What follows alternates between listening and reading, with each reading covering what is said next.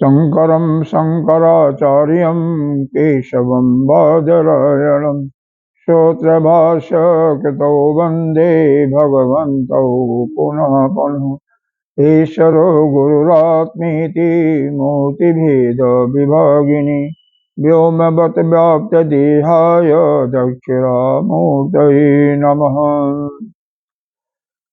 ओं सहनावतु सहनो भुनक्तु सह वीर्यं करवावहै तेजस्विनामधीतमस्तु मा विद्विषावहै। ओं शांति शांति शांति। अखंडमंडलाकारं व्याप्तं येन चराचरं तत्पदं दर्शितं येन तस्मै श्रीगुरुवे नमः। अज्ञानतिमिरान्धस्य ज्ञानाञ्जनशलाकया चक्षुरुन्मीलितं येन तस्मै श्रीगुरुवे नमः। गुरुर्ब्रह्मा गुरुर्विष्णु गुरुर्देवो महेश्वर गुरुः साक्षात् परं ब्रह्म तस्मै श्रीगुरुवे नमः। त्वमेव माता च पिता त्वमेव बन्धो च सखा त्वमेव विद्या द्रविणं त्वमेव सर्वं मम देव। गजाननं भूतगणाधिसेवितं कपितजम्बूफलचारुभक्षणम् उमासुतं शोकविनाशकारकं नमामि विघ्नेश्वरपादपङ्कजम्। अनंत श्री विभूषित श्री 1008 पंचायती महानिर्वाणी अखाड़ा के अग्रणीय श्रोतीय ब्रह्मनिष्ठ महामंडलेश्वर एवं उत्तर प्रदेश संत समाज के प्रधान ऐसे जो सतगुरुदेव भगवान हैं उनको कोटि कोटि वंदन नमन। यहाँ के अधिष्ठात्र देव एवं भक्तजन सभी के हृदय में आत्मस्वरूप विराजमान उस परमात्मा को नमन वंदन करते हैं। आइए द्वितीय बल्ले का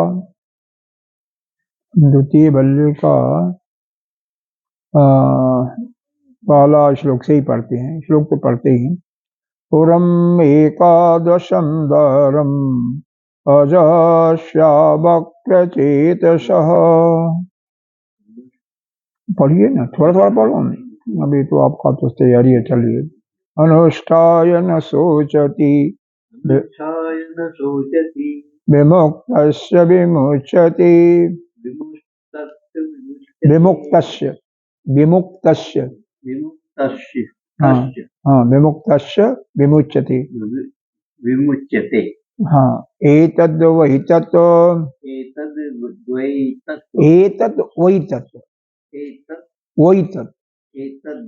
द्वय नहीं वही तत्व। अच्छा वही ऐसा है। देखो ये संधि बनता है ना, तो कोई व्यंजन के बाद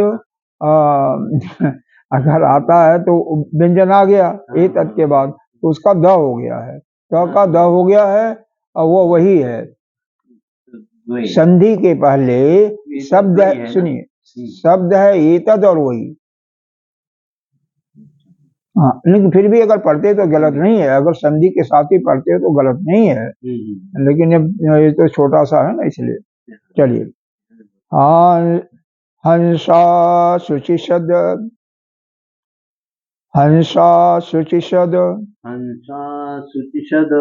वसु अंतरिक्ष सद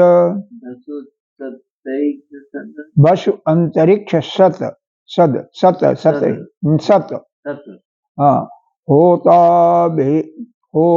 भेदिशत अतिथि द्रोण सत निश भर सत दर्शत बरसत है, वरसत बर बर बर पढ़ा जाएगा, बर बने श्रेष्ठ होता है। अच्छा वर शब्द अच्छा, वो शब्दों कल तो पढ़ाया था उसे। हाँ, रीत शत, रीत शत, सत व्योम शत, व्योम सत अब्जा गोजा ऋतजा, अब्जा गोजा ऋतजा अद्रिजा अद्रिजा रीतम बृहत। ऋतम बृहत। एक बार दोबारा पढ़ें।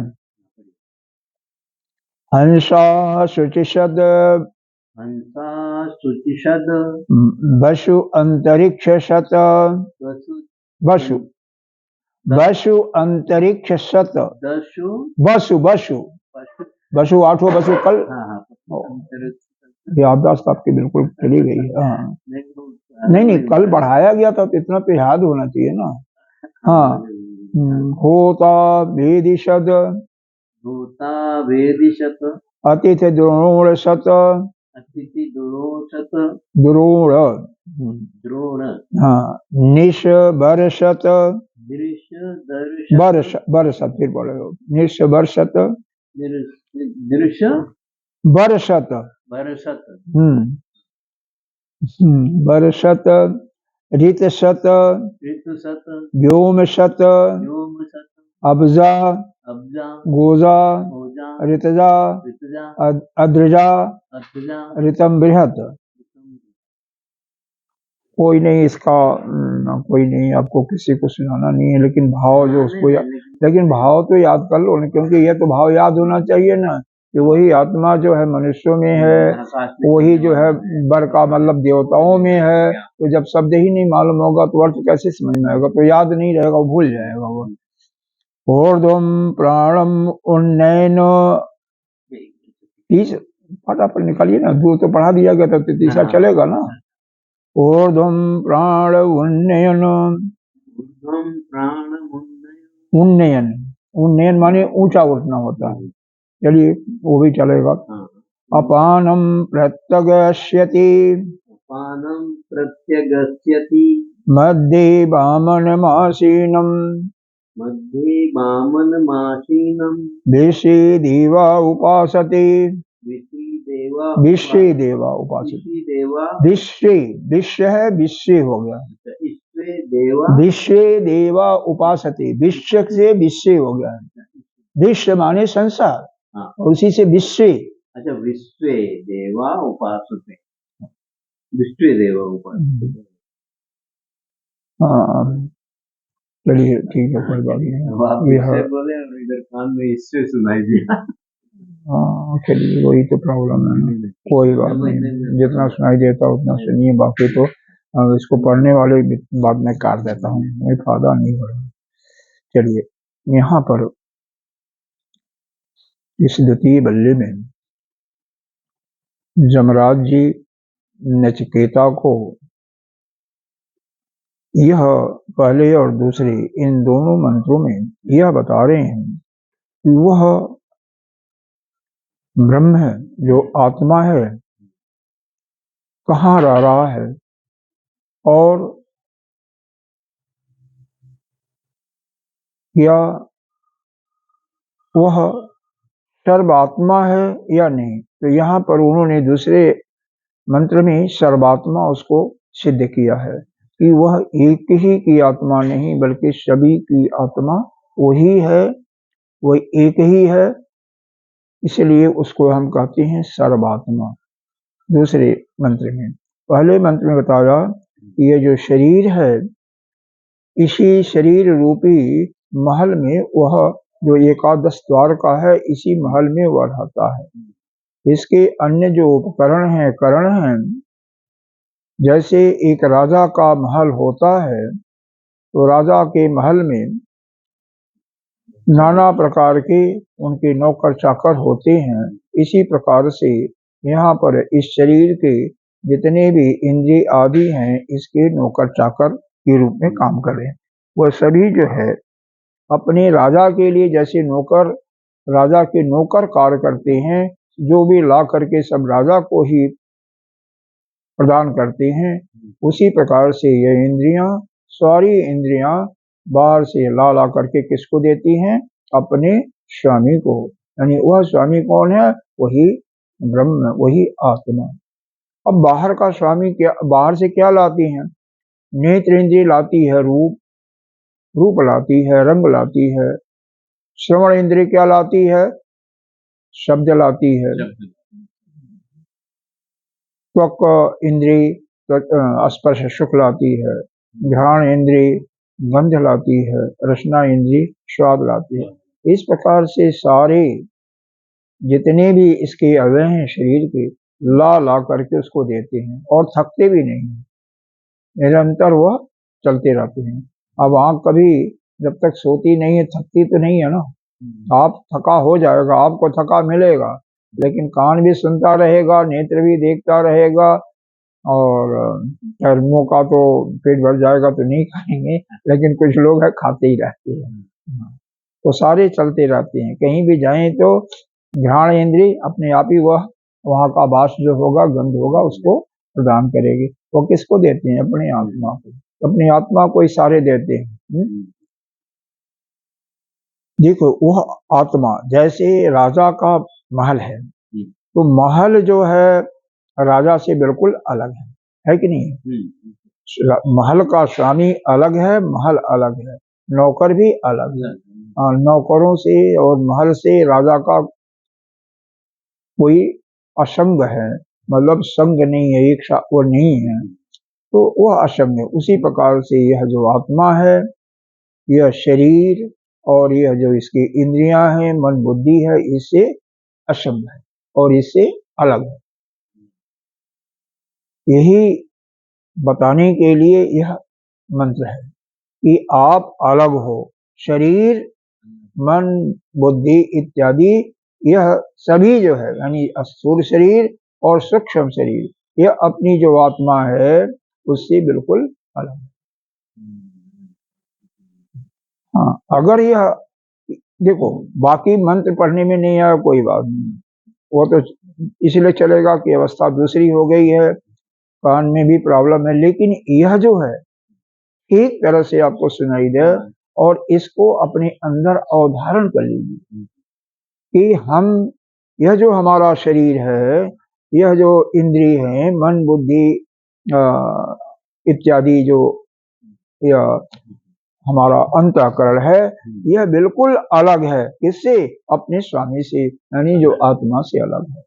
इसलिए इसको कभी अपना मत मानो। सीढ़ी शरीर ये जो संबंध, इसके संबंध है वह भी अपने संबंधी नहीं है, आपका है ही नहीं है, है ही नहीं है, लेकिन मानते तो हो ना, सभी लोग उसी में तो व्याकुल हैं कि जितना हमारी इंद्रियां बाहर जाएंगी उतना ही हमारा मन विक्षिप्त होगा। तो हमें साधक के लिए क्या करना है? साधक को कम से कम अपने को बाह्य वस्तुओं से, बाह्य व्यक्तियों से, बाह्य स्थानों से संपर्क करना। जितना हमारा संपर्क होगा, जितना होगा उतना ही हम विक्षिप्त होंगे। हम केवल 3 से चौथे आदमी को अपने अंदर नहीं लाना है। कौन कौन 3? एक तो शास्त्र, दूसरा आचार्य जो ज्ञान दे रहा, तीसरा परमात्मा। इन 3 के अतिरिक्त और किसी को अपने मन में मत आने दो, तब तो कल्याण होने की संभावना पूरी पूरी होती है। लेकिन जितना ही लोग बाहर के लोग आते जाएंगे उतना ही उसमें बाधा पड़ेगी। खैर, वो अपनी अपनी समस्या है, जिसको मुक्त होना होगा और बाह्य वस्तुओं को, बाह्य व्यक्तियों को अपने से अलग करना, उसको अपने मन में। लेकिन यह तो निश्चित है, अनुभव में आता है कि जितना ही हमारी इंद्रियां बाह्य वस्तुओं को देखेंगे, बाह्य व्यक्तियों से मिलेंगे, बाह्य स्थानों में जाएंगे, तो उसका प्रभाव तो पड़ता है। वो वही कर सकता है जो कि अपने मन रूपी इंद्रिय को, अंतःकरण को हमेशा प्रभु चिंतन में लीन कर लिया है, वहां से देख तो रहा है सब कुछ सुन रहा है, सुन भी रहा, क्योंकि मन इंद्रिय के साथ ही देखता है, सुनता है, लेकिन उसको अपने अंदर नहीं बैठाता, ठीक, उसको सुनता नहीं है। हम जैसे आप जा रहे हैं वहां पर, जो कुछ हो रहा होने दो, बाकी अपने में मस्त रहो, तब तो वहां से अलग हो। ये ऐसा यहाँ पर बताया। अनुष्ठाय न सोचती, जो उस अपने आत्म स्वरूप का, मालिक का ध्यान करता है, वह कभी शोक, उसको कभी शोक नहीं होता है, और उसका जो भी यह कर्म का पाश है, बंधन है, तो यह अज्ञान, अविद्या, कामना, कर्म, यह नष्ट हो जाता है, और उसका पूरा पुनः दोबारा इस संसार में पुनर्जन्म नहीं होता है। हाँ, छुटकारा पाना, यह वही तत्व है जिसको हे नचिकेता तुमने पूछा था। तो हमेशा इस चीज को याद करें कि यह शरीर, मन, बुद्धि, चित्त, अहंकार इत्यादि यह अलग है, यह अपना आत्मा अलग है, जिसको अभी जीवात्मा कह रहे हो। ज्ञानी लोग इसी को जीवात्मा नहीं कहते, ज्ञानी लोग इसी को आत्मा कहते हैं, शुद्ध आत्मा। लेकिन इसमें अशुद्धता होने के कारण यह जीवात्मा बना हुआ है। जैसे ही यह शुद्ध हो गया, तैसे ही यह जीवात्मा समाप्त हो जाता है, जीवात्मा का भाव समाप्त हो गया, और तैसे ही वह नित्य शुद्ध लोग आत्मा हो जाता है, आत्मा ही हो जाता है। और वह शुद्ध कौन करेगा? यह जिसको जरूरत होगी, जिसको अगला जन्म नहीं लेना होगा संसार में, वही करेगा। दूसरे मंत्र में बताया, हाँ यहाँ पर पहले मंत्र में भी देख लें, वह इस शरीर से अलग है, असंग है, और वही सर्वे सर्वा है, मालिक। अब दूसरे में यह बताया गया कि वही जो हमारी आत्मा है, वह सभी की आत्मा है, यानी वही सर्वेश्वर है।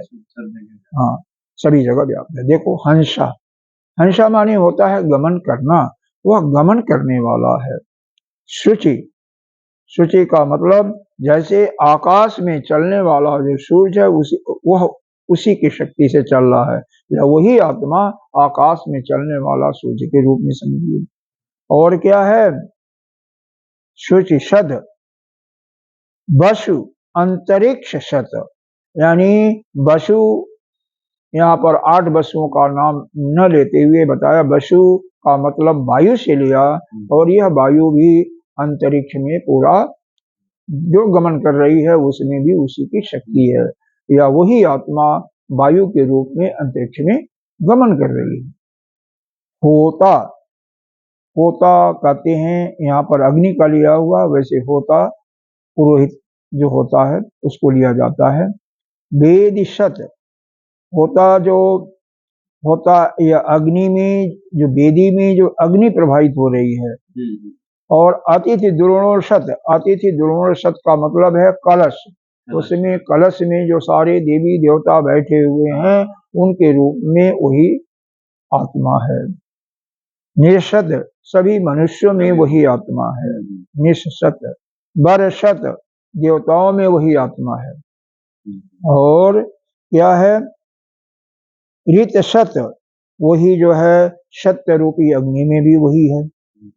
व्योम शत, यह सारे आकाश में वही व्याप्त है, वही जो है आत्मा ही सब जगह व्याप्त है। अबजा, जल, गोजा मतलब पृथ्वी, ऋतजा, यह सत्य ले लीजिए, यह सत्य रूपी जो अग्नि है। अद्रिजा, पर्वत से जो है ऊंचे के चोटी से जो नदियां, झरना इत्यादि प्रभावित होते, इन सब में वही आत्मा निवास कर रही है।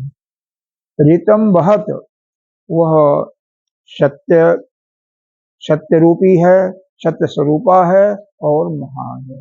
हमारी आत्मा जो है सत्य स्वरूपा और महान है। यही सारे संपूर्ण जगत के जो भी हैं सब क्या है? जैसे सूर्य है, वायु है, और अग्नि है, वेदी है, जो कलश है, कलश में देवी देवता के रूप में है, मनुष्य है, जितने भी मनुष्य हैं, यह वर हैं, देवता लोग हैं, पवित्र जो अग्नि है, या व्योम जो, या आकाश में जो सबको व्याप्त किया हुआ है व्योम, आकाश में गमन करने वाला स्थित धूम, कलश में स्थित सोम भी वही है, पृथ्वी, पृथ्वी, जल, ऋतजा मतलब अग्नि, अद्रजा, पर्वत के यहाँ से जो भी निकलने वाले वहां पर नदी नाले इत्यादि हैं, उन सब में वही आत्मा व्याप्त है। वह हमारी आत्मा पवित्र, सत्य है और महान है। यहाँ तक आपका इनका दोनों मंत्रों का भाष्य हो चुका था। फिर भी अगर कोई कहीं भी संदेह है तो उसको पूछें तो उसको मैं बता देता हूँ, ठीक है। चलिए फिर आगे चलते हैं। अंतिम लाइन पढ़िएगा दूसरे के भाष्य का, दूसरे मंत्र का भाष्य संगति के रूप में है। दूसरे भाष्य का, दूसरे मंत्र के भाष्य का अंतिम लाइन। अब इसको पहले बाद में मेरे से समझ लीजिए कौन अंतिम लाइन होता है। आत्मनः मिला, आत्मनः स्वरूप अधिगमे लिंग मुच्यते। अंतिम लाइन दूसरे का बताया जा रहा, अब नहीं है क्या? ऐसे नहीं होगा, यह दूसरा मंत्र चल रहा है तो दूसरे अंतिम लाइन यहाँ पर होगा। अब ये तो अंतिम लाइन क्या है, पहली लाइन क्या है, यह भी समझाना पड़ेगा आपको। अंतिम लाइन आत्मनः, यह तो इसमें यह तो सुनाई दिया था ना, फिर ये तो समझ की फिर है ना। अंतिम लाइन कहाँ होती है? जहां से मंत्र स्टार्ट होता है उसके पहले होगा, पहला होगा तो अंतिम पहला होगा, वही पहला संगति होती है अगले मंत्र की। अंतिम बोला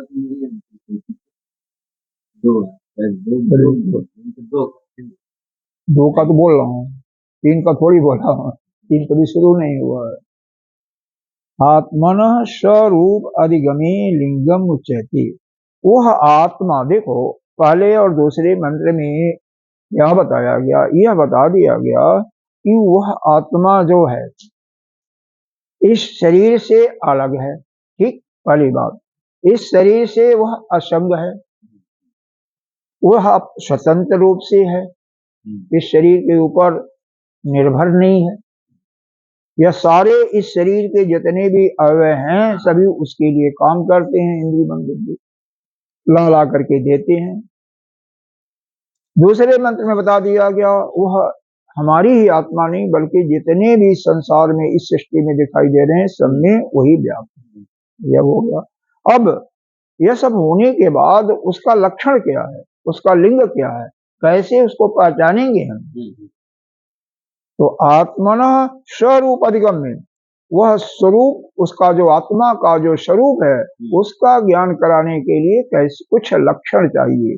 कैसे लक्षण? जैसे हाँ इसमें बताए जाएंगे। जैसे लक्षण आपको किसी भी चीज का ले लो, मान लो आपके सामने एक फल का टोकरा रखा हुआ है, ठीक है, उसमें 8-10 प्रकार के फल हैं। तो बताया गया कि किसी का लक्षण बताना है, किसी का लक्षण बताना है, तो यह बता दिया गया कि वह पीला पीला होगा, हरा भी होगा, लेकिन लंबा लंबा होगा। वह एक में कई हो सकते हैं, 4, 6, 10, 12 ऐसे हो सकते हैं। तो आपको इतने से अनुमान आ जाना चाहिए, तो यह लक्षण है। इसी प्रकार से अकेले का लक्षण है, उसी प्रकार से उस आत्मा का लक्षण क्या है, तो इस तीसरे मंत्र में और आगे बताएंगे इसको। क्या है? ऊर्ध्वं प्राणम उन्नत्य अपानम प्रत्यगस्यति मध्ये वामनम आसीनम विश्वे देवा उपासते। अब इसको वामन मासीनम कहते हैं, यह भी ठीक है, लेकिन यह बिना संधि किए हुए है, और संधि करेंगे तो वामन आसीनम हो जाएगा, मसमत हो जाएगा, ठीक है। अब देखिए ऊर्ध्वम माने ऊपर होता है, इसको जानते ही हैं। प्राण प्राण का मतलब होता है, यहाँ पर अपने 5 प्राणों की बात की गई है। कई बार इसको बता चुका हूँ, अगर याद है तो बताइए कौन कौन से 5 प्राण होते हैं? कौन कौन से 5 प्राण होते हैं अपने शरीर के अंदर? प्राण हम्म, हाँ पूछा जा रहा है। चलिए कोई बात नहीं। प्राण जो है यह हृदय से ऊपर चलता है। जो आप सांस भरते हो इसी को प्राण कहते हैं। और यह प्राण किसके शक्ति से चलता है? वही आत्मा ही चलाता है। अब मान लो आत्मा निकल जाएगा तो प्राण थोड़ी चलेगा, समझ जाएगा, वो तो जीवात्मा के साथ ही निकल जाता है।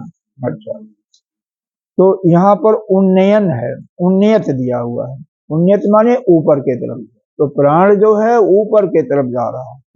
अपानम, अपान प्रत्यग अश्यति, वह नीचे की तरफ आता है। हाँ, अब देखो अपान का काम है नाभि से नीचे तक प्रवाहित होना। नीचे मल मूत्र, महिलाओं का मासिक धर्म का पीड़ा, बच्चों का निकलना इत्यादि यह कंट्रोल करता है। यह प्राण जो है ऊपर के अंग जो है अपना फेफड़े और हृदय और ऊपर के अंगों को कंट्रोल करता है। तीसरा होता है समान, जो बीच में रहता है दोनों के प्राण और अपान के मध्य में, वह भोजन को पचाता है। चौथा व्यान, शरीर के समस्त अंगों में रहता है और वह नाड़ियों के माध्यम से रक्त को हर जहां जहां आवश्यकता जितनी होती है उतना शरीर के प्रत्येक भागों में पहुंचाता है। उदान प्राण कंठ से ऊपर रहता है और विशेष करके यह मृत्यु के समय में यह जीवात्मा को इस शरीर से बाहर निकालने में मदद करता है। जिसका उदान प्राण जितना सशक्त होगा उसका जीवात्मा अंत समय में जब शरीर छूटने को होता है तो वह उस आसानी से निकल जाता है और फिर उसको कष्ट नहीं होता। हाँ, यह 5 प्राण है। 5 उप प्राण भी हैं, लेकिन जब प्राण नहीं याद हो रहा तो फिर उप प्राण की आपके लिए जरूरत नहीं है। चलिए, ऊर्ध्वम प्राणम, यानी ये प्राण जो है ऊपर के तरफ चलता है, अपान नीचे की तरफ चलता है। ठीक है, नीचे की ओर सबको ढकेलता है जो कबाड़ा होता है। मध्य वामनम, वामन कहते हैं वह जो पूजनीय है, इसको आत्मा को। तो मध्य में क्या है? इस प्राण और अपान के मध्य में यहाँ पर है, यहाँ पर होता है। यह हृदय नहीं, यहाँ पर नीचे होता है। यह हृदय के बिल्कुल मध्य में, दोनों शरीर के पूरे मध्य में होता है। तो यह आत्मा हमारी है, यह पूजनीय है। वामन आसीनम, यहाँ पर आसीन होकर के बैठा हुआ, और वह पूजनीय हमारी आत्मा है मध्य में। मध्य मतलब शरीर के मध्य में स्थित होकर के वह पूजनीय है। विश्व देवा उपासते, और विश्व के समस्त देव, समस्त जितने भी देवता हैं उसकी उपासना करते हैं। हमारे शरीर में भी हर एक इंद्रियों के देवता हैं, अंतःकरण के देवता हैं, वो उसकी उपासना करते हैं। वो उसके लिए देवता लोग उसके लिए लाते हैं जो भी उनका भोजन है। देखो एक बार पुनः बता देता हूँ, जितना याद कर सको ठीक है, नहीं तो भर कोई बात नहीं। यह पहली इंद्रिय हमारा है ज्ञानेन्द्रिय में श्रोत। श्रोत का देवता है दिक्, 10 दिक्पाल होते हैं उनको दिक् देवता कहते हैं। नेत्र रूपी जो इंद्रिय है इसका देवता है आदित्य यानी सूर्य। अपना रसना रूपी पहले त्वक ले लीजिए, त्वक का देवता है वायु, रसना का देवता है वरुण, और घ्राण का देवता है अश्विनी कुमार, हाथ का देवता है इंद्र, पैर का देवता विष्णु, जनेन्द्रिय का देवता प्रजापति, और मल द्वार का देवता यमराज, यमराज महाराज। यह 10 के देवता हो गए। इसी प्रकार अंतःकरण के भी देवता हैं। अब यह देवता लोग क्या करते हैं? यह जो पूजनीय अपनी आत्मा है उसी के लिए उस आराधना करते रहते हैं। यह पूजनीय योग्य, इसलिए उसका आराधना करते हैं। यह मंत्र का तो अर्थ हो गया। बहुत सिंपल है, साधारण है कि यह जो मुख्य प्राण है ऊपर की तरफ चलता है, अपान नीचे की तरफ चल करके बाकी मलमूत्र को ढकेल लेता है नीचे की तरफ। और मध्य में, इन दोनों के मध्य में जो है यह आत्मा हमारा यहाँ पर बैठा हुआ स्थित है, जो कि पूजनीय है और सभी लोग देवता लोग उसकी आराधना। अब ये इसका भाष्य देखिए, समझ में ना आवे तो वहीं पर बोल देना। हाँ, और ये समझ लीजिए संगति जो होती है हमेशा उस श्लोक के ऊपर होता है। इसमें शंकर भाष्य में श्लोक के ऊपर है। जब मंत्र समाप्त हो जाएगा तो मंत्र समाप्त के बीच में अंतिम लाइन होगी, उसको कहा जाएगा। अंतिम पैरा भी होगा तो मंत्र के पहले जो पैरा होगा वो अंतिम पैरा है, पेज के पहले का कोई मतलब नहीं है। इसको हमेशा याद रखना चाहिए। भाष्य में क्या है, ऊर्ध्वम हृदयत प्राणम, मतलब हृदय से यह प्राण जो है, प्राण वृत्ति जो है यह क्या करती है, हृदय से ऊपर है। भाष्कर महाराज कर रहे हैं इस हृदय से ऊपर की तरफ है यह प्राण की वृत्ति चलती है। और क्या है, वायु उन्नयन ऊर्ध्वम गमति, वायु को ऊपर की ओर ले जाता है। यह जो प्राण है वायु को ऊपर ले जाता है, बाहर से नीचे भी लाएगा। हालांकि यहाँ पर थोड़ा सा योग दर्शन योग शास्त्र के हिसाब से वायु जो अपान वायु, जो दूषित वायु है वह बाहर की तरफ होती है, दूषित वायु अपान वायु कहलाती है। और बाहर से जो वायु आती है वह शुद्ध वायु आती है, वो जो युक्त, वह उसको प्राण के रूप में नहीं है। लेकिन ठीक है, यहाँ पर यह प्राण क्योंकि ऊपर को जा रहा है तो इसका मतलब यह समझिए कि उस अपान वायु को यही बाहर निकाल लेंगे। इसका स्थान इधर है तो नीचे से जो वायु आ रही है यही आगे बाहर करती है। इसीलिए सांस लेने और छोड़ने में हल्का सा रुकना चाहिए, जिससे जो दूषित वायु गई वही वायु अपने अंदर ना आए। नहीं समझ में आना, जो आपने जैसे गंदा पानी डाला तो पानी वह जब पूर्ण रूप से नली में निकल जाए फिर दूसरा पानी डालो तो शुद्ध पानी जाएगा ना। गिलास है, एक पानी फेंका, थोड़ा पानी लेकर के उसको और ले फिर डाला पानी तो वह शुद्ध पानी रहेगा। उसी प्रकार से यहाँ भी यह समझिए आप, जो वायु निकाली गई वह दूषित वायु जो शरीर के प्रत्येक भागों से शुद्ध वायु आती है, शरीर के हर एक भागों से यह उत्सर्जन का कारण विसर्जन का क्रिया होती है।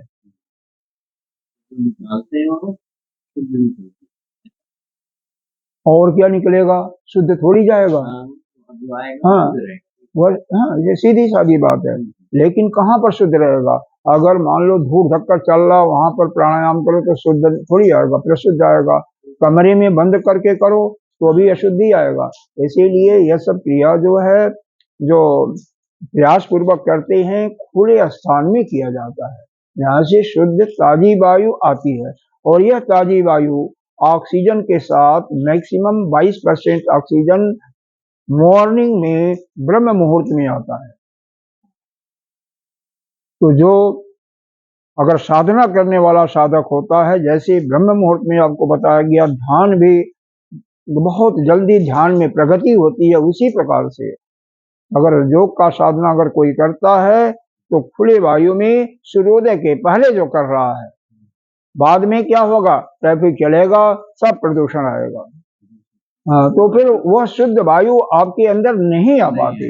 इसीलिए और क्या आएगा, शुद्ध नहीं आएगा, वो कार्बन का जो उत्सर्जन करते हैं वो आएगा नहीं। इसमें समझाने की तो बात है नहीं, यह है कोई समझाने की बात। जो भाई मोटर चल रहा है, बस चल रहा है या 3 व्हीलर चल रहे हैं तो उसका उत्सर्जन क्या निकलेगा, कार्बन ही निकलेगा ना। जैसे उनमें निकलना वैसे अपने शरीर से भी निकलता है। तो जो शरीर से वो गंदगी निकल रही है, कुछ क्षण रुक करके फिर शुद्ध हवा लोगे तो शुद्ध हवा आएगी, और नहीं तुरंत लिया तो जो गई अभी जा ही रही है वही खींच जाएगी, तो फिर वही वो खराब आएगी ना। शुद्ध आएगी तो खराबी आएगी ना, तो उससे लाभ तो नहीं होगा कुछ नहीं। हाँ, इसीलिए लोग बीमार होते हैं और बारंबार बीमार पड़ते हैं। जिनको बीमारी हो जाती है उनका ये कारण यह भी है कि उनका बीमारी जल्दी ठीक नहीं होता। दवा क्या करेगी? जो अपने शरीर की, हालांकि शरीर आपका नहीं है, शरीर की फिर भी रह रहे हो तो बिना शरीर के, अभी एक इसी में आया था, इसी कठोपनिषद में आया था कि मन से ही वो उसको हम जान सकते हैं, मन से ही उसको हम आत्मा को जान सकते हैं। तो यह शरीर जब रहेगा तभी तो मन काम करेगा। फिर 15 दिन भोजन न दो तो मन बिल्कुल काम ही करना बंद कर देगा। ठीक है ना? 15 दिन 20 दिन के बाद मन नहीं काम करता, छोड़ देता बिल्कुल। ये जो मंत्र आपको याद भी है ना, अब बिना खाए पिए 10-15 दिन हो जाए तो मंत्र बिल्कुल भूल जाएगा, जितना याद है वो भी भूल जाएगा, शक्ति उसकी खत्म हो जाती है। इसीलिए कहते हैं अन्न से ही प्राण चलता, अन्न से ही शरीर होता, अन्न से ही सब कुछ होता। अन्न बहुत सूर्य न हो तो पता नहीं क्या हो जाएगा। तो यह वायु ऊपर की तरफ चलती है। वायु उन्नयन ऊर्ध्वम गमयति, वायु जो है ऊपर की तरफ चलती है। कौन वायु? यह प्राण वायु। तथा अपानम प्रत्यक अधो अस्यति क्षिपति ज इति वाक्य शेष। जो अपान वायु है वह प्रत्यक मतलब वह नीचे की ओर, अधो, देखो प्रत्यक के बाद क्या लिखा हुआ? अधो। अधो का मतलब नीचे की तरफ है। क्षिपति ढकेलता है, नीचे की तरफ रहता है। इसी वाक्य का यही अर्थ है, जो शेष रह गया यही है। तम मध्य हृदय पुंडरी आकाश आसीन बुद्ध अभिव्यक्त विज्ञान प्रकाशनम वामनम सभंजनीयम सर्वे विश्व देवा चक्षु आदय। पहले प्राण और अपान समझ में आ गया कि नहीं आया? प्राण हृदय से ऊपर की तरफ जाता है, तो वायु जो है यह प्राण लेकर के बाहर जाता है। आता भी अब बाहर से आएगा, इसी के रास्ते आएगा, लेकिन उसका वर्णन यहाँ पर नहीं किया गया है। तो शाब्दिक अर्थ के अनुसार चलेंगे तो यहाँ से प्राण वायु बाहर जाती है। ठीक, अपान जो है यहाँ से नीचे की तरफ जाता है। यह हो गया। इसके बाद बताया कि तम मध्य, उन दोनों के बीच में, किसके? प्राण और अपान के बीच में, यानी शरीर के मध्य भाग में हृदय का जो पुंडरी काक्षा, पुंडरी काक्षा कहते हैं कमल का फूल। तो हृदय जो कमल रूपी, कमल के पुष्प रूपी जो हृदय हमारा है, वह हृदय नहीं जो चीड़ फाड़ किया जाता है। इसके शरीर के बिल्कुल मध्य में अंतःकरण आसीनम बुद्धा, वहां पर यह जो वामन है, वामन जिसको कहा गया है, यह जो पूजनीय है, जो पूजनीय है वामन, अर्थात वामन का मतलब दिया गया भजनीय, वह जो भजन करने योग्य है, जिसका विज्ञान प्रकाशनम, जो विज्ञान स्वरूपा है, यानी ज्ञान स्वरूपा है। वामनम स भजनीयम, वो भजनीय है। सर्वे विश्व देवा, सभी विश्व के सभी देवताओं से वह भजनीय है, वंदनीय है। चक्षु आदि, चक्षु आदि जो इंद्रियां हैं उनसे भी भजनीय है।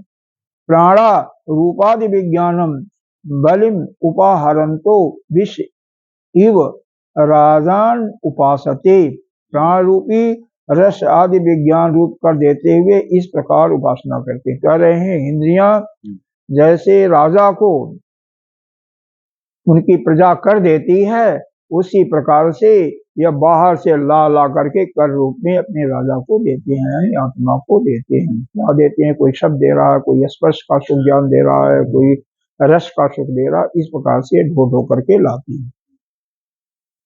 समझ लो, यहाँ तक समझ लो। पहले प्राण ऊपर की तरफ चलता है, हृदय के ऊपर, उसके नीचे अपान चलता है, अपान सबको नीचे की ओर ढकेल जाता है, और यह ऊपर की ओर। और फिर उसके बाद इन दोनों के मध्य में कमल, जो कमल, जो हृदय कमलवत फूल जैसे है, उसी में हमारा यह जो आत्मा है, जो सभी देवताओं द्वारा वंदनीय है, पूजनीय है, उसी में स्थित है। और वहां पर स्थित होकर के समस्त इंद्रियां जैसे राजा को उनकी प्रजा कर देती है, उसी प्रकार से बाहर से लाला करके देते रहते हैं। अभी यहाँ तक हो गया। हाँ, शरीर को ना अस्थि तो शरीर के जितने भी अवयव हैं, कहा जा रहा है इंद्री, इंद्री आत्मा को देती है ना। आत्मा को देती है। आपने शरीर को बोला है ना, तो इसलिए नहीं तो दोनों नहीं हुआ आत्मा ना। ही तो देखो, राजा है ना। आंसक कंसेप्ट इतना स्पष्ट होना चाहिए, क्लियरिटी होनी चाहिए कि वो सोते हुए भी ना भूलें। देखो, अब यहाँ पर थोड़ा सा इसको बिल्कुल याद रख लो। यह आपका शरीर इंद्रिय इसके साथी है, लेकिन ये गोलक है। अब वास्तविक इंद्रिय अंदर है, अंतःकरण में, लेकिन शरीर इंद्रिय ये सब क्या है? यह सब जड़ है। अंतःकरण में जो मन बुद्धि चित्त अहंकार, यह भी जड़ है, जड़ स्वरूप है। शरीर, यह सब शरीर है, वो इसको हम सूक्ष्म शरीर, इसको स्थूल शरीर, इन दोनों से परे आपका वह आत्मा है। या जीवात्मा, अज्ञानी अभी हो तो आप जीवात्मा कहो, ज्ञानी हो जाओगे तो उसको तो आत्मा आत्मा कहते हैं। बस यही। मैं अभी समझ में दोनों में कोई संबंध नहीं है, असंग है। वह अपनी आत्मा इस शरीर से कोई इस पर आश्रित नहीं है।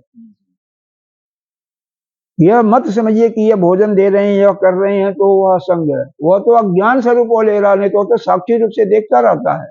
उसको कुछ नहीं चाहिए, उसको नहीं चाहिए भोजन, न किसी का सुख चाहिए। यह सब सुख जो है शरीर को चाहिए, क्योंकि इसका वह कर्ता धर्ता बन जाता है, इसलिए उसको आनंद आता है। इस शरीर को अपना मान लेता है, इसलिए इसीलिए सुखी दुखी भी होता है। और यह आप किसी 1 घंटा 1 दिन भी अगर अभ्यास करके देख लो, अपने को शरीर से अपने को अलग कर लो, देखो कोई दुख उसमें नहीं हो सकता, गारंटी है। लेकिन आप अपने को शरीर से अलग कर दो, जितनी देर भी अलग रखोगे, उससे मैं कितनी भी पहाड़ टूट जा विपत्ति का, आपको कुछ नहीं मालूम होगा। दृष्टांत के रूप में बता रहा हूं, कितना भयंकर चोट लग जाती है एक्सीडेंट में, और वही व्यक्ति जब गहरी नींद में सो जाता है, उसको कुछ भी नहीं मालूम होता दर्द कहाँ है कहाँ नहीं। जिस समय वह जगता है उस समय उसको कष्ट मालूम होता है। सपन में रहेगा तो कष्ट मालूम होगा, लेकिन जैसे ही गहरी निद्रा आई तैसे, क्यों? उस समय मन काम करना बंद कर देता है ना। ये तो अनुभव किया होगा, नहीं अनुभव किया होगा तो करो, करना चाहिए। अरे जैसे शरीर में दर्द हो रहा है और नींद आ गई तो दर्द नहीं होगा, मालूम नहीं होगा, दर्द होगा, होगा शरीर को हो रहा ना। यही समझना है कि शरीर दर्द जो हो रहा है वो शरीर को हो रहा है, लेकिन वह आपको, क्योंकि आप शरीर नहीं हो, आपको नहीं मालूम होगा। कब नहीं मालूम होगा? जब मन सो जाएगा। मन जग रहा है, वह इंद्रिय के साथ हो गया, शरीर के साथ, उसको दुख मालूम होगा, कष्ट मालूम होगा। जब तक दर्द में रहेगा तो नींद आएगी आ जाती है। आप सो के कब तक रहोगे? नींद आती है, और गहरी नींद आती है। हमने खुद देखा हुआ, मेरा ऑपरेशन हुआ है, देखो यहाँ से लेकर के यह पूरा चीरा गया था, उसी रात को सो गए, हमें कुछ नहीं मालूम हुआ। 11-12 बजे तक ऑपरेशन हुआ, उसके बाद जब नींद आई सो गए। हाँ, जो आप बता रहे हैं सही है, नहीं सही नहीं, अनुभव करना। सही का मतलब नहीं, जब तक उसको अनुभव नहीं करोगे, अनुभव नहीं करोगे तब तक नहीं होगा। ऐसे नहीं मालूम होगा, आप इसको अनुभव करो। हमने ऐसे लोगों को देखा है कि जो हाथ को काट दिया, ऐसे तलवार से अपने ही हाथ को काटा, और फिर अपने मन को लगा लिया, अलग कर दिया, मन को बिल्कुल अलग कर दिया। मतलब अपने शरीर से आप अलग हो। मन एक उपकरण है जो कि शरीर और दोनों के बीच में काम करता है ना। ये मन रूपी जो इंद्रिय है, यह शरीर के जिस इंद्रिय के साथ रखती है, वहां का सुख दुख जो होता है उसको ट्रांसफर करता है, उसको लाला करके दे रहा है। और जब मन सो गया है तो कौन लाल करके देने वाला है? इंद्रिय डायरेक्ट नहीं, सीधे नहीं दे सकती है। इसलिए आपको कुछ नहीं मालूम होगा, आप अपना विश्राम कर रहे हैं। आप तो अलग हो, इस चीज को समझो केवल यही समझना है आपको कि आप शरीर मन बुद्धि इंद्रिय से सबसे बिल्कुल अलग हो। आप अलग हो, ये अलग है। आप इससे असंग हो, इस पर आश्रित भी नहीं हो। आप स्वयं क्या हो, स्वतंत्र रूप से हो। यही जिसको समझ में आ जाता है ना, वही मुक्त होता है। और जिसके नहीं यही समझ में नहीं आएगा, वो मुक्त कैसे होगा? हाँ, देखिए, भजन इत्यादि अलग चीज है। भजन प्रार्थना कर रहे हो तो वह शक्ति दे करके इसको समझाएगा, इसी चीज को समझना, इसी चीज को पड़ेगा।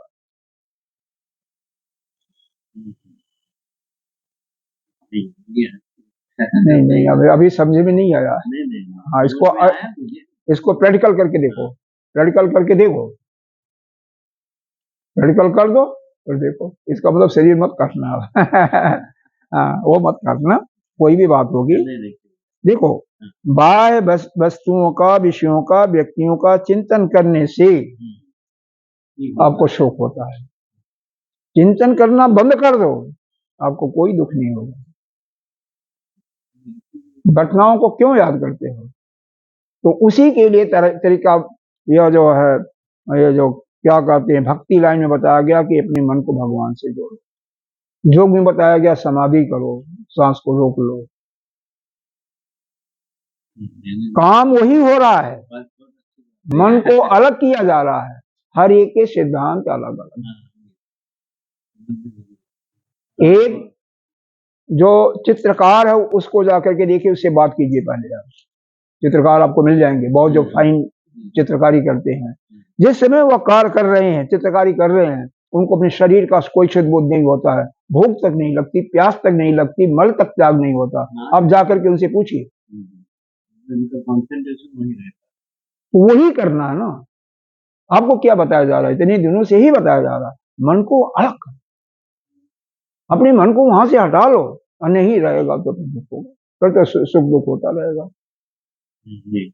हाँ, चित्रकारी है, चित्रकार हैं, और भी जो बिल्कुल कोई आपका ऑफिसर होगा, कोई देखा होगा, जो कि कोई भी फाइल होगा, इतना लीन हो जाता है कि उसको बाहर की शुद्ध नहीं जाती है। उस समय उसकी हालत पूछिए, उसको क्या होता है। बाहर का किसी चीज का उसको नहीं होता है। उसका मन इंद्री सब उसी में लगा होता है। शायद आपने भी किया हो कभी। उस समय को याद कीजिए। हाँ, मतलब जो काम कर रहे हैं उसी में फोकस रहेगा तो दूसरी चीज नहीं। तो वही चीज बताया जा रहा है, वही चीज है ना। आप जब अपने शरीर को, अपने अपने आप को अलग कर दिए हो, शरीर में जो भी क्रियाएं हो रही हैं, तो इनका अनुभव कैसे होगा? अलग कोई अलग चीज नहीं बता रहा है, जो आपने कभी किसी समय में अनुभव किया हुआ है, उसी चीज को बताया जा रहा है। लेकिन क्योंकि उसमें बिल्कुल इन चीजों का ज्ञान नहीं था, इसलिए यह चीजें हमें नहीं मालूम हुई। अब उसी चीज को श्रुति माँ बता रही है। समझ गया तो फिर अब कभी बोलना मत। इसको नहीं बोलोगे, नहीं बोलोगे तो फिर वो तो कोई बात नहीं, उसका कोई फर्क नहीं पड़ता, उनका कोई फर्क नहीं पड़ता। लेकिन मूल सिद्धांत देखो, मूल सिद्धांत अगर समझ में आ जाए ना, तो हमें आपको कोई इसका वो नहीं करना है, व्याख्या नहीं करनी है। हाँ, तो उसकी कोई जरूरत नहीं है। लेकिन मूल सिद्धांत होगा तो कम से कम जन्म मृत्यु के चक्कर से छूट सकते हैं, है नहीं? बस मूल सिद्धांत समझो, कम से कम वो तो समझना चाहिए। वह तो शब्दों का अर्थ इत्यादि इसीलिए बताया जाता है कि अकेले में भी स्वाध्याय कर सको। क्यों? यह हमेशा कोई उपस्थित नहीं रहेगा। तो अकेले में पुस्तक खोलोगे तो उन शब्दों का अर्थ नहीं आएगा, तो समझ नहीं पाओगे। मान लो कहीं कोई शंका हो गई तो उसके लिए आधा समझ में नहीं आता है ना, तो जो समझ में नहीं आता उसको पूछिए, बाद में पूछिए। हम किसी लिए आपका सुनते हैं तो हाँ, तो फिर पूछिए, फिर पूछिए। देखो, किसी भी चीज को समझने के लिए मूल सिद्धांत तो समझ में आ जाए तो कोई बात नहीं। मूल सिद्धांत, यह सिद्धांत है, यह सिद्धांत है कि हम शरीर मन बुद्धि से अलग हैं, हम शरीर नहीं है।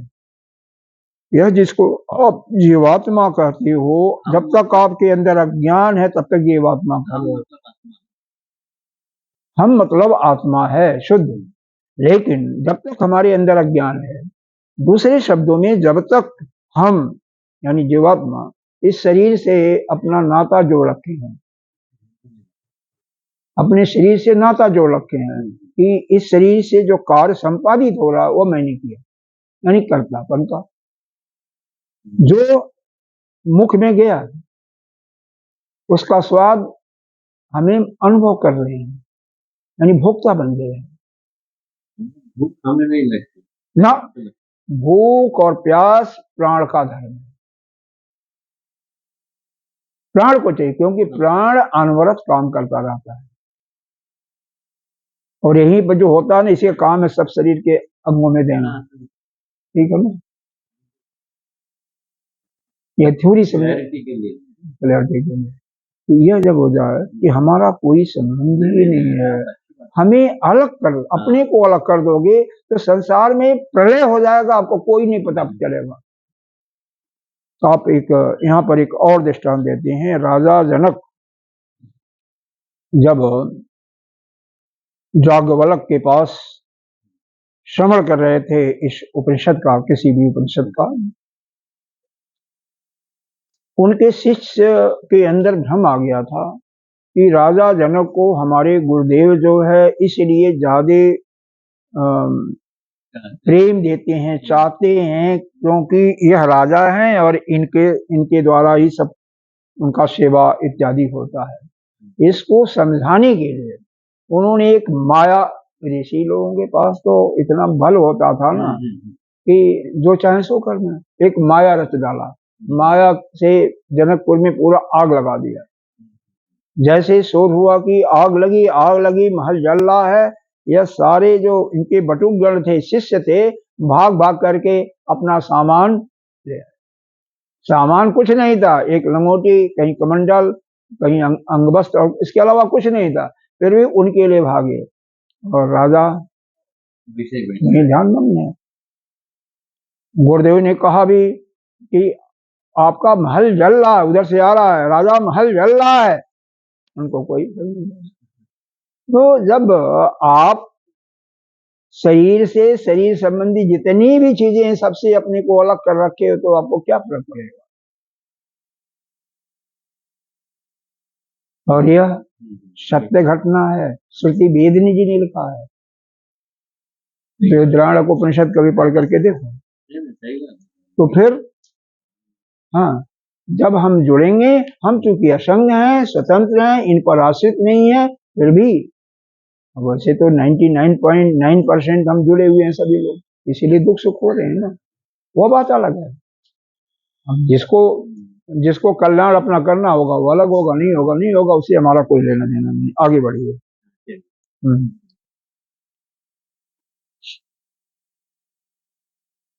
अर्थात वे चक्षु इत्यादि इंद्रियां ही अपना व्यापार बंद नहीं करते, तदर्थे अनुपरत व्यापारा भवत इत्यर्थ।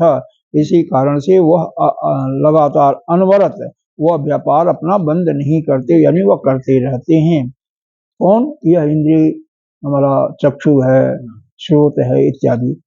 तदर्थम, इसी के लिए, जत प्रत्युकाश सर्वे वायुकरण व्यापारा सुवर्ण सिद्ध इतिवाकर्थम, जिसकी प्रेरणा से, जत प्रयुक्त, जिसके उद्देश्य, जिसके प्रयोजन से सभी यह वायुकरण व्यापारा, यह सारे इंद्रियां अपना व्यापार करते हैं। जो भी जिस इंद्रिय का काम है वो जानते ही हैं। सो अन्य सिद्ध, इसलिए यह सिद्ध होता है कि हम इन इंद्रियों से अलग हैं, यानी हम शरीर से अलग हैं, यह सिद्ध होता है। यह सिद्ध किया गया कि आप अलग, और यह शरीर और शरीर का इंद्रिय इत्यादि अलग, पूरा शरीर के अंदर इंद्रिय है, सब अलग। हाँ, आप इसमें रहते हैं, इसीलिए हम चूंकि रहते हैं, बिना मन के भजन नहीं हो सकता, शरीर हमारा ठीक नहीं होगा तो हम बैठ नहीं सकते हैं, इसलिए इसकी हमें जो जरूरत है, इसको दवा दारू देनी है। अदरवाइज हम शरीर नहीं है, मन नहीं है, बुद्धि नहीं, बिल्कुल इससे अलग है। हाँ, कोई चीज काम करना तो इनका सहारा लेते हैं उस समय, नहीं तो हम अपने मस्त हैं, हमारा क्या जरूरत। वही जब ये भाव छूट जाता तो नित्य शुद्ध बुद्धि प्राप्त हो जाती, कोई मतलब नहीं। पूरा हो ये हो गया, समझ में आ गया। नेक्स्ट अब चौथा मंत्र देखिए, किंच और क्या, अस्य विश्व समानस्य अस्य विशंस्यमानस्य शरीरस्थस्य देहिनः देहि देहा विमुच्यमानस्य देहा विविच्यमानस्य किमत्र परिशिष्यते किमत्र परिशिष्यते एतत् वैतत् एतत् द्वैतत् वैतत्, फिर द्वैपाठ है, एतत् वैतत्, ठीक है।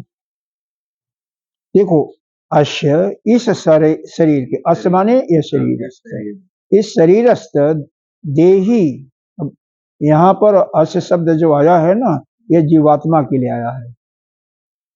अश्य शब्द जो है जीवात्मा के लिए आया है।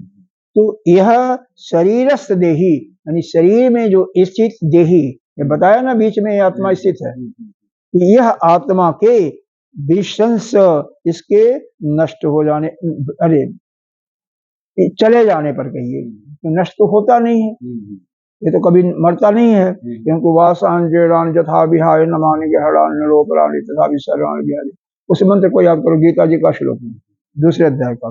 तो इस शरीर से उस जीवात्मा के चले जाने पर, इस देह से शरीरस्थ देहिना, शरीर से देहिना के चले जाने पर, इस देह या दूसरे शब्दों में इस देह से मुक्त हो जाने पर, भला देहात विमुच्य मानस्य किम अत्र, इस शरीर में क्या रह जाता, कुछ भी नहीं रहता है। विमुच्यते मतलब चला जाता है, तो जब यहाँ से यह जीवात्मा चला जाता तो शरीर में कुछ भी नहीं रहता, यह वही ब्रह्म है। एतत् वैतत् का अर्थ यह वही ब्रह्म है नचिकेता। जब तक इस शरीर में जीवात्मा है तभी तक जितने भी शरीर के अवयव हैं, यानी इंद्रिय है, मन बुद्धि चित्त अहंकार, सब अपना अपना काम करते हैं। प्राण है अपना काम करता है। जैसे जीवात्मा यहाँ से निकल जाता है तैसे आपका सांस चलना बंद हो जाता है, प्राण भी चला गया, प्राण काम करना बंद कर दिया, कोई सभी इंद्रियां अपना काम करना बंद कर दिया। पलक खुली है तो खुली रह जाएगी, बंद है तो बंद रह जाएगी, मुंह खुला है तो खुला रह जाएगा, क्योंकि काम नहीं हो रहा। जैसे गया तैसे सब काम। इसका अर्थ समझ में आ गया। अश्य विशंस्यमानस्य, इस शरीर के देही के भ्रष्ट होने का मतलब निकल जाने पर, जीवात्मा के देहिना शरीरस्थ, यह जो जीवात्मा है इसके शरीर से निकल जाने पर, देहा विमुच्यमानस्य, अर्थात इस शरीर से जब वो चला गया तो किमत्र परिशिष्यते, क्या रहता है शेष, कुछ भी नहीं शेष बचता है, यह वही आत्मा है। ठीक है, अब भाष्य देखें इसका, बहुत छोटा सा है। अस्य शरीरस्थ स आत्मनो विशंस मानस्य वंश वंश मानस्य भ्रंश मानस्य देहिनो देहवत, यह जो शरीर में स्थित देही है यानी जीवात्मा है, इस आत्मा के भ्रष्ट हो जाने पर, भ्रष्ट होने का मतलब यहाँ पर भ्रष्ट नहीं हो रहा है, इस शरीर के से निकल जाने पर, इस शरीर से, इस शरीर जो प्राण आदि समुदाय से निकल जाने पर इनमें क्या बचता है, यानी शरीर बिल्कुल खाली हो जाता, कुछ नहीं बचता।